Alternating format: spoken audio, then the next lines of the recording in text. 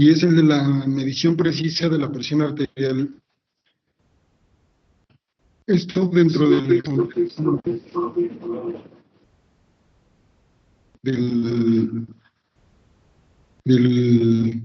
curso de formación de acreditadores de grupos de ayuda mutua. ¿Por qué se eligió específicamente el tema de hipertensión cuando sabemos que el componente cardiometabólico pues está presente también la diabetes, las dislipidemias y sobre todo el sobrepeso y la obesidad? Bueno, vamos a cubrir estos 7 temas y los objetivos pues es que revisemos los datos de hipertensión, la importancia de esta medición correcta y precisa, y además identificar las herramientas para mejorar los procesos que cotidianamente llevamos a cabo en las unidades de salud, relacionados obviamente a la hipertensión. Bueno, ¿por qué es tan relevante el tema de hipertensión arterial en el caso de México?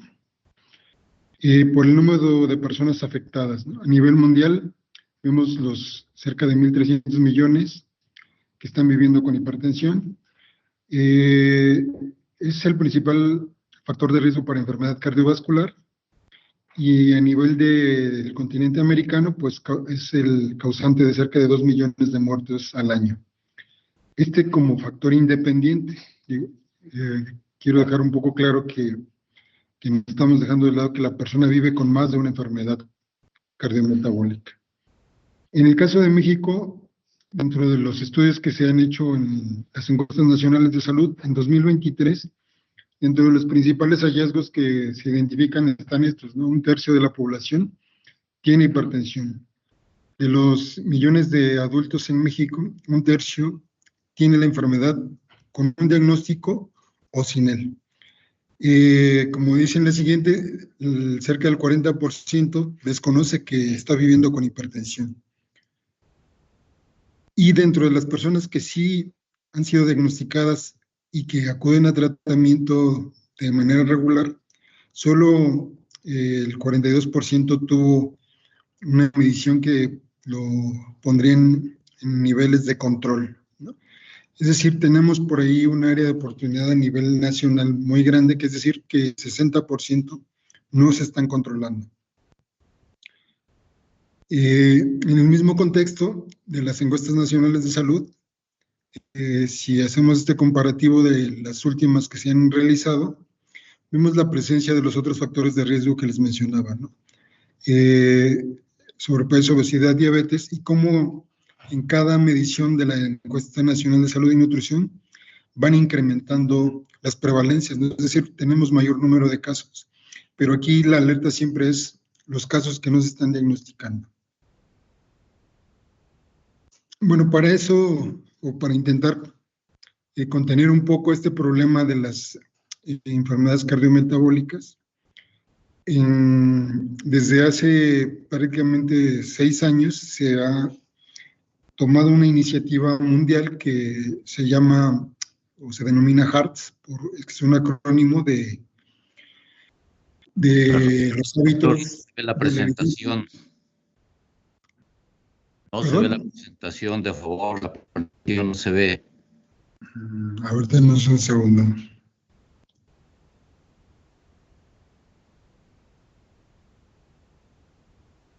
Bueno, es que el resto de asistentes la puede observar. No, no se ve. Solo se ve la diapositiva número 2. Bueno, yo veo nada más la diapositiva número 2, pero no se mueve. Denos un segundo, por favor.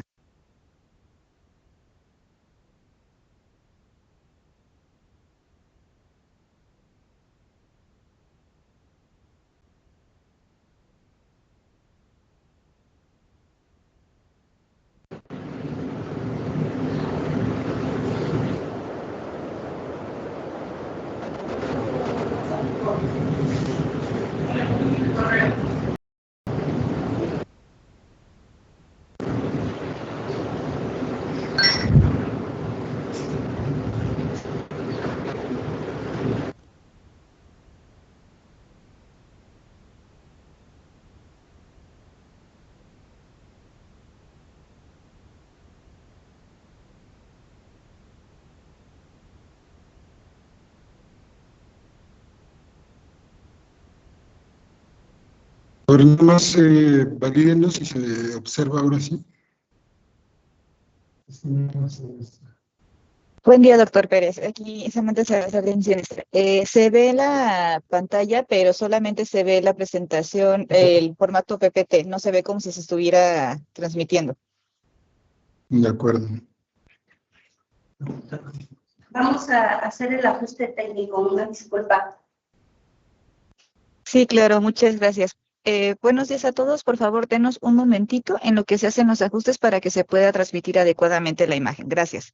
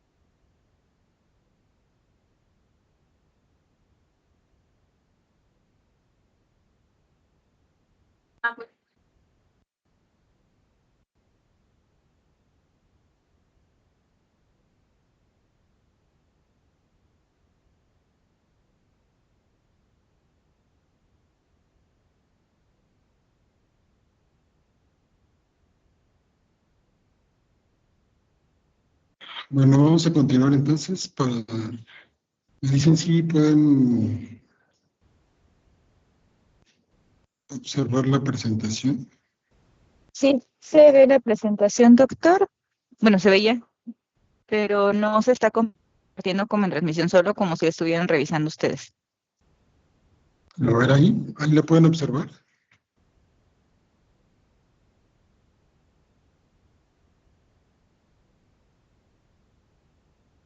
Ah, ya se observa ahí en modo presentación, doctor. Ahí está correcto. Creo que le habían puesto duplicar pantalla, pero como está en este momento, es correcto. Ahí podría De continuar. acuerdo.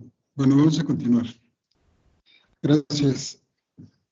Entonces, bueno, les voy a pasar rápido, ¿no? Lo de los datos y la relevancia por el número de casos que tenemos en México y pues en todo el mundo, ¿no? De los principales factores que nos llevan a muerte cardiovascular, y generalmente esa muerte cardiovascular, pues desafortunadamente en etapas tempranas de la vida. Les decía que desde hace 6 años el Gobierno de México, en coordinación con la Organización Panamericana de la Salud, lanza una iniciativa que se denomina HEART, que es un acrónimo de hábitos, evidencia, acceso a medicamentos, abordaje con equipo multidisciplinario, y lo que busca es esto, ¿no? Prevenir y controlar las enfermedades cardiovasculares, con énfasis en el control de la hipertensión, la diabetes, las dislipidemias, y obviamente revalorizar esta parte de lo que es un riesgo cardiovascular, ¿no? Ustedes saben que a mayor riesgo cardiovascular, la presentación de una muerte en los próximos 10 años, pues se incrementa o disminuye, ¿no? Y todo eso va a ir directamente relacionado al control. Entonces, esta iniciativa HEART lo que busca es que demos un foco en la hipertensión. ¿Y por qué en la hipertensión específicamente? Pues porque, por lo que se ha visto, es de las enfermedades cardiometabólicas la que mejor responde cuando tenemos un adecuado tratamiento, una adherencia, y que aún sin otra intervención no farmacológica, pues nos lleva a cifras de control, ¿no? Entonces, les decía, busca además del control de la enfermedad, pues que mejoremos las prácticas que tenemos en el cotidiano para su atención y mejorar la calidad que le ofrecemos a las personas.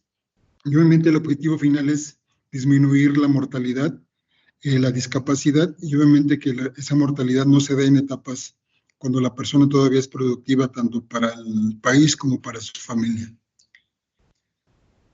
En estas imágenes que son también parte de este estudio de la Encuesta Nacional de Salud y Nutrición, podemos identificar del lado superior izquierdo una cascada de la atención, que es donde realmente tenemos la brecha de las personas que sabemos o no que vivimos con la enfermedad, los que realmente están recibiendo una confirmación diagnóstica, de ellos los que ingresan a tratamiento y que son tratados, y luego en el último eslabón, pues los que están controlados.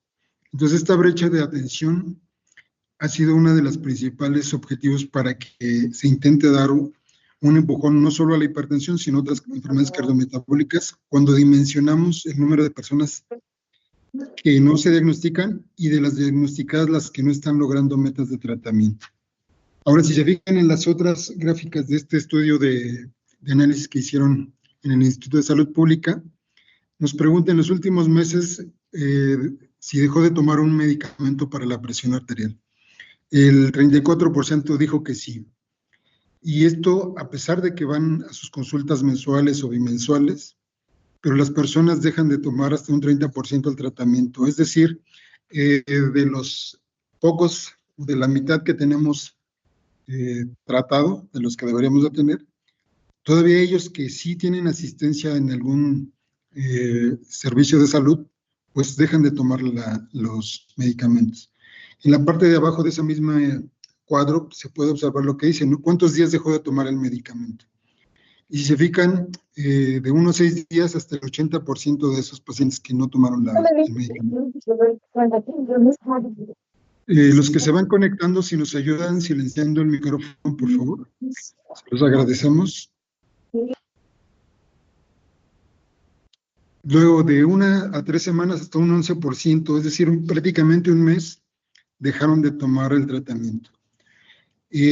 Más de un mes hasta un 7%. Todos estos potenciales pacientes que se pueden complicar y que van a llegar a un servicio de urgencias, o si tienen una historia de vida más larga con enfermedad cardiometabólica, pues pueden llegar ya con un desenlace más complejo como un EBC o un infarto al miocardio.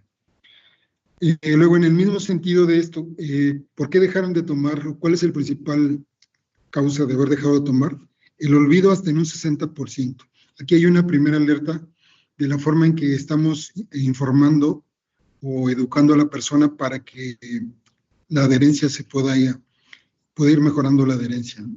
Es el olvido, tal vez sea, sí hay personas que, bueno, a todos se nos pueden olvidar, pero parte del abordaje de las enfermedades cardiometabólicas obviamente es la adherencia al tratamiento, ¿no? A cualquier farmacológico y no farmacológico. Si se fijan, otra respuesta que se dio fue que consideran que no lo consideraban necesario. Es decir, como ya está muy dicho, ¿no? Que es la enfermedad silenciosa, pues si no tengo síntomas, pues obviamente pienso que ya estoy bien, ¿no? Pero sabemos que eso no pasa.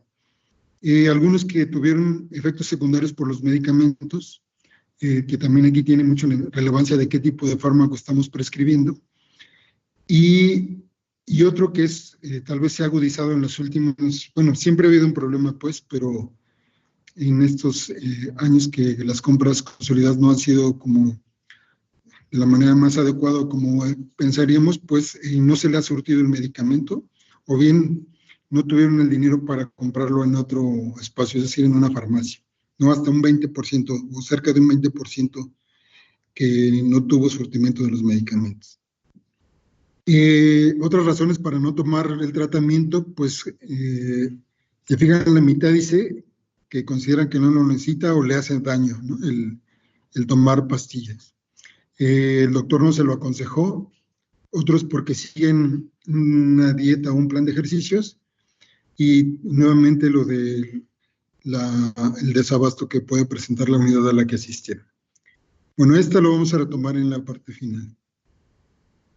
Ahora, dentro de la iniciativa HEARTS, lo que les decía, uno de sus puntos que tiene más relevancia es la evidencia científica, es decir, el tratamiento que yo le voy a prescribir a los pacientes que viven con hipertensión, pues tienen que apegarse a la evidencia científica, es decir, pues que ya fueron revisados su efecto farmacológico, que ya se revisó también los posibles efectos secundarios, pero lo más importante es el beneficio que esos medicamentos otorgan cuando una persona los está tomando de manera cotidiana. Y que en esencia lo que busca pues es lo que les decía, el control de la enfermedad y disminuir el riesgo de las enfermedades. Entonces, ustedes lo saben bien como parte de la atención que va a dar directa a las personas. Siempre hemos tenido una serie de documentos que nos impulsan a formarnos, a revisar la información y a tener una prescripción adecuada, ¿no? Entonces siempre hemos tenido las normas oficiales, las guías basadas en evidencia, tanto nacionales como internacionales, algunos sistemas electrónicos que nos pueden generar recomendaciones cuando los pacientes no tienen metas de control, y la parte de capacitación y formación de los profesionales de la salud. En general, cuando se hace una consulta de los sistemas de información, uno que ustedes tienen a la mano, pues es el sistema de información en crónicas, donde pueden revisar cuántos casos tenemos, cuántos recibieron la medición de la presión, de la hemoglobina glucosilada, la medición de peso. Y entonces esos también son elementos que para ustedes deberían de ser una herramienta que les apoya a decir cómo está la atención en mi unidad y cómo es que yo debo o puedo mejorar el control de esas personas.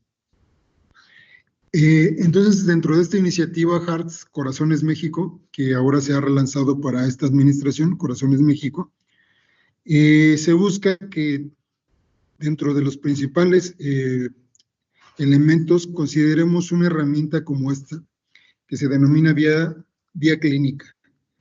Esto, más adelante en el tiempo lo vamos a ver, se va a alinear también en los protocolos nacionales de atención médica que ya están publicados, y que tenemos uno para diabetes, hipertensión, sobrepeso, obesidad, ¿no? Y enfermedad renal crónica, que son parte del elemento del componente cardiovascular, y que les pedimos también puedan hacer una revisión ya directa a ustedes para conocer estas herramientas de apoyo a la toma de decisiones.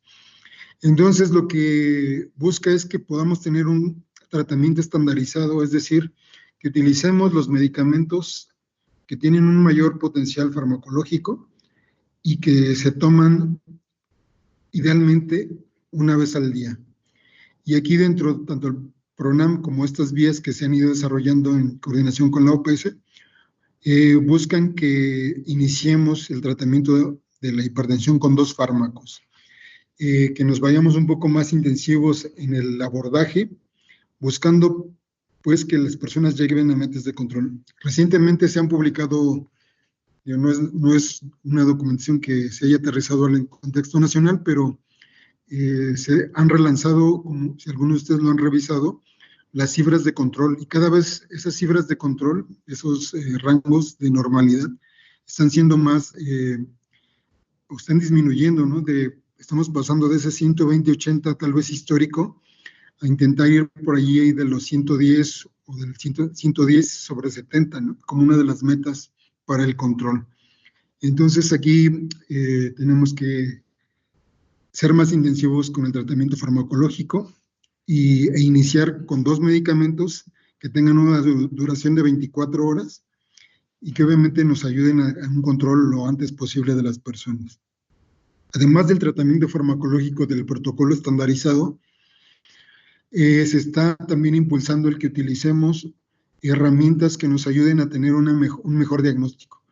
Y también dentro de esta estrategia HEARTS se está impulsando, y va a ser de manera progresiva, que utilicemos equipos de medición de la presión automáticos, validados, y que nos ayuden sobre todo a reducir el error en la medición, ¿no?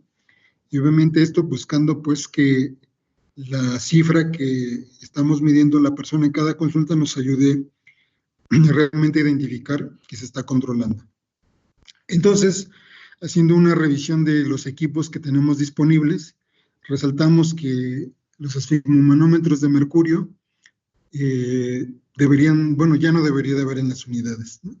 Si bien históricamente han sido el estándar de medición por su precisión, debido a que utilizan mercurio dentro de su columna, pues el mercurio ha sido prescrito de los instrumentos de medición clínica médica y pues ya no los deberíamos de utilizar, ¿no? Por esa parte.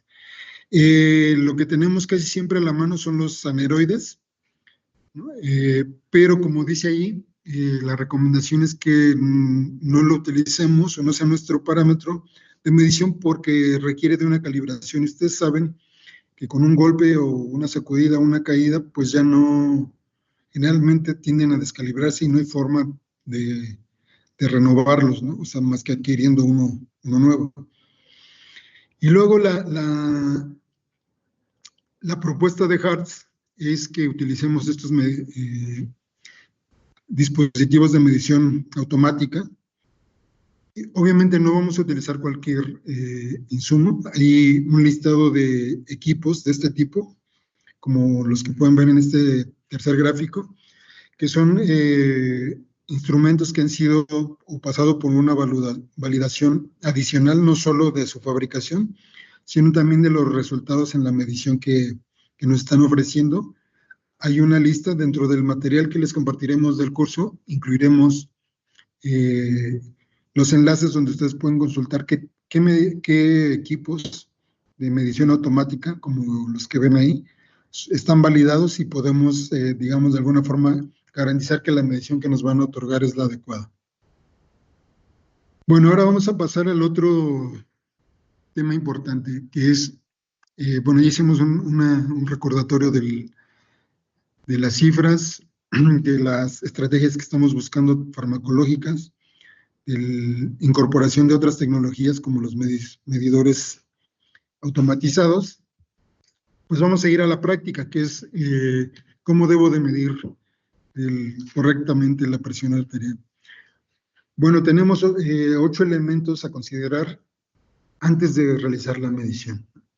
El primero es no conversar, el segundo es apoyar el brazo a la altura del corazón, colocar el manguito en el brazo sin ropa, usar el tamaño de manguito adecuado, tener los pies apoyados sobre el piso, no cruzar las piernas, tener la vejiga vacía y apoyar la espalda sobre el respaldo, ¿no? Estos son los 8 elementos que tenemos que tener como personal que hace una medición de la presión arterial. Y aquí en personal incluyo médicos, enfermería, bueno, medicina, enfermería y otras disciplinas de la salud que se incorporan en estas actividades de medición, porque a veces también realizamos mediciones en el campo, ¿no? Y a veces son los promotores o los técnicos de atención primaria u otro perfil de la salud. Bueno, ¿por qué estos 8 puntos son importantes considerar para la medición? Porque necesitamos un diagnóstico certero y oportuno. Recuerden lo que les decía, de manera, bueno, la evidencia nos está llevando a que seamos más intensivos en el control de la presión arterial. Y obviamente eso pasa primero por hacer un diagnóstico adecuado. Luego, esa medición correcta me va a llevar a una confirmación, si es que es el caso, y esa medición, si fue correcta, pues me va a llevar a un inicio de tratamiento. Y ese inicio de tratamiento, pues se va a dar con base en las cifras que está presentando la persona, ¿no? Entonces, nuevamente, la relevancia de una medición correcta.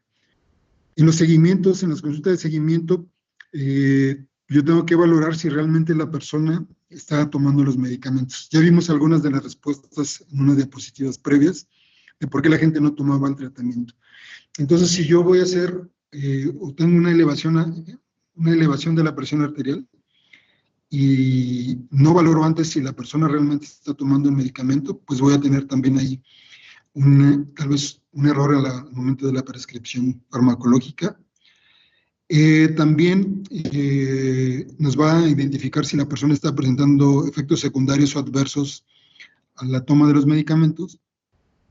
El otro, lo que ya les decía, me va a llevar esa medición al ajuste la dosis.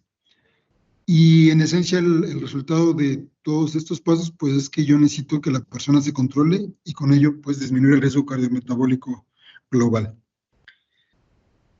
Ahora, para esa medición precisa, en nuestra visita inicial, tenemos que hacer la medición de en cada brazo, tomar lectura en cada brazo, y la que nos dé la cifra superior es la que vamos a utilizar para mediciones posteriores. Así que mido el brazo derecho, izquierdo, y el que esté más elevado, ese es el que voy a tomar hacia adelante como patrón de referencia para la medición que voy a hacer en la visita inicial. En las de seguimiento, siempre tomar 2 o más lecturas y hacer un cálculo de la presión media, ¿no? Esto que generalmente no lo hacemos, sino que a veces la prisa nos gana y entonces lo tomamos rápido, pero aquí lo relevante es que hagamos en cada consulta por lo menos la medición en cada uno de los brazos y hagamos un cálculo de cuál es la presión media que estamos obteniendo.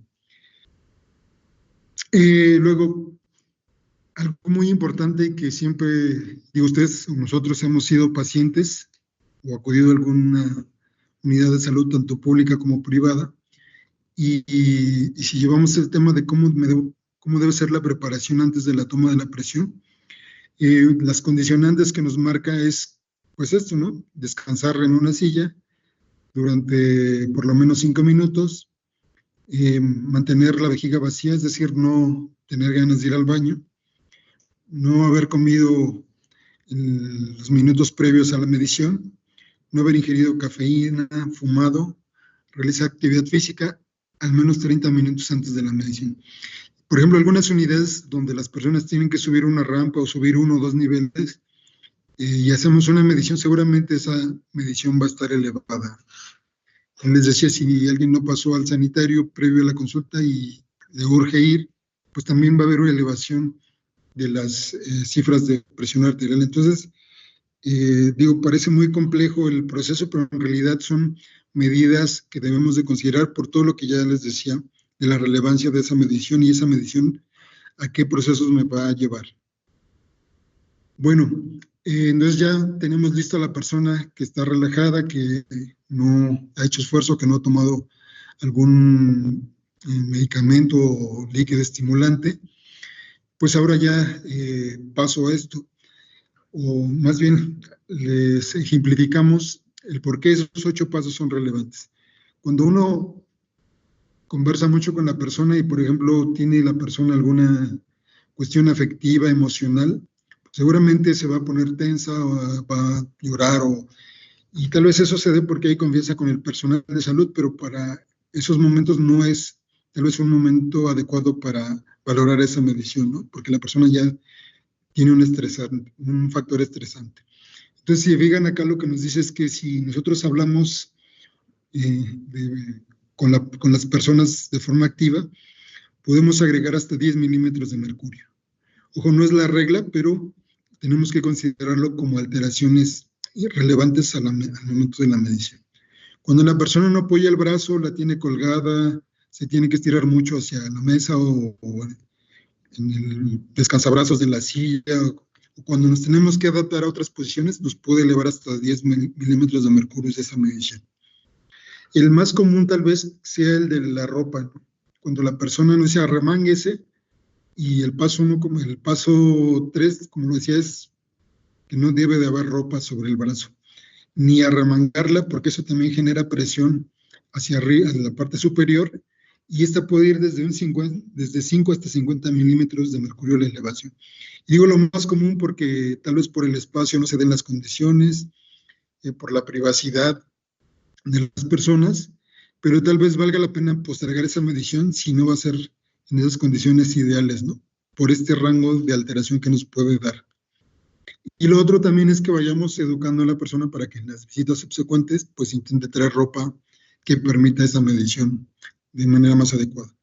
Cuando utilizamos el manguito y no es del tamaño adecuado, desafortunadamente en México ese es un problema que no nos venden salvo algunos equipos, con excepción, nos pueden mandar más de un tipo de brazalete, pero sobre todo aquellos que son muy delgados pueden en una persona con un brazo tal vez de mayor diámetro, no le va a alcanzar y realmente lo que va a hacer es una compresión excesiva, ¿no? De la cápsula.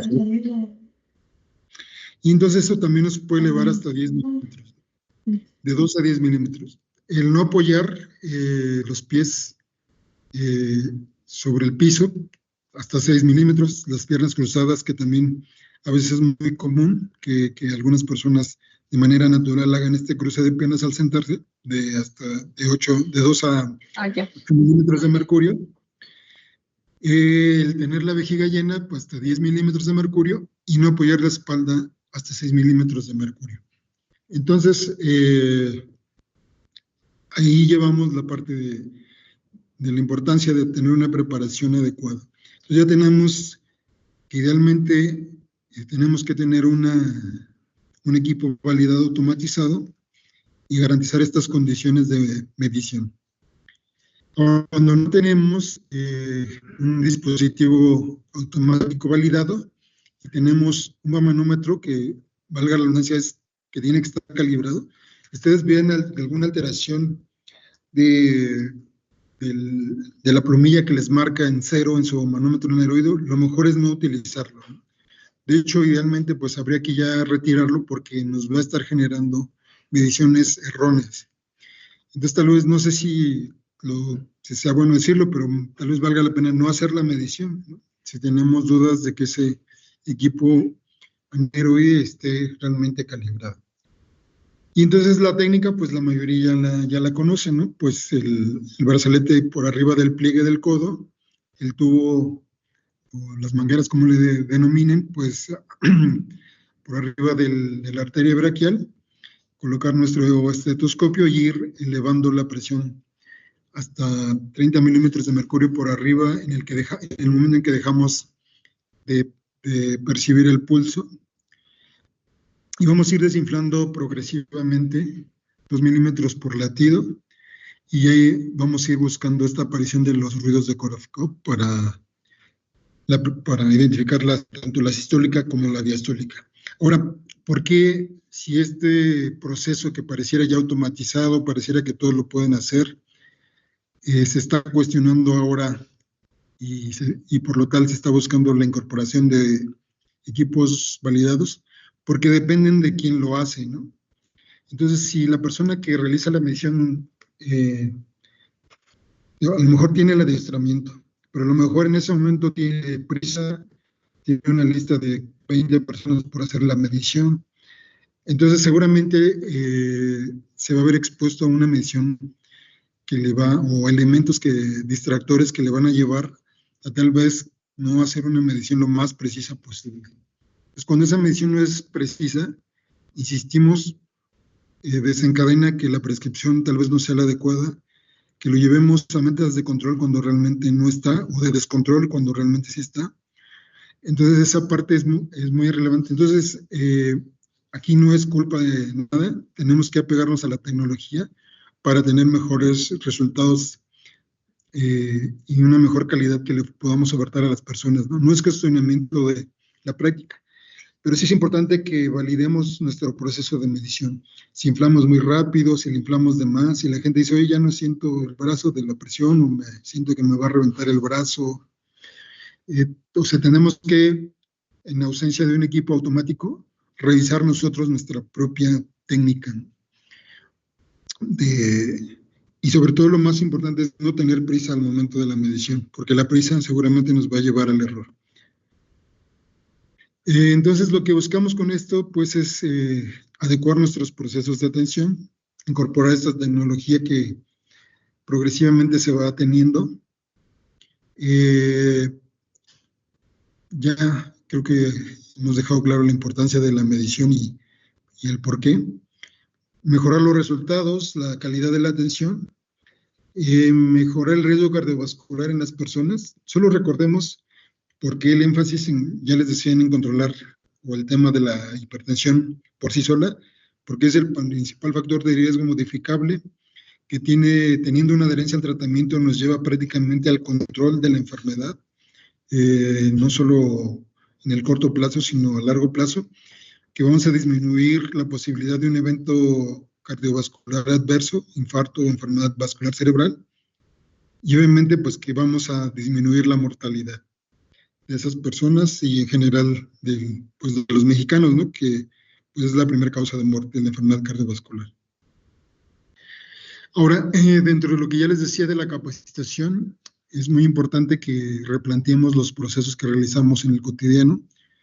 Pensamos que ya lo sabemos, pero siempre es relevante estar replanteando y cuestionando si realmente lo que mi práctica se está pegando a las evidencias. Entonces, una de las propuestas, tanto de la iniciativa HEARTS como del programa de salud en adulto y anciano, es que el personal médico o paramédico se forme en este curso. Bueno, hay más oferta en esta plataforma, pero el curso virtual sobre medición automática y precisa de la presión, donde podrán ir ampliando el contenido que ahora de manera resumida les he presentado, ¿no?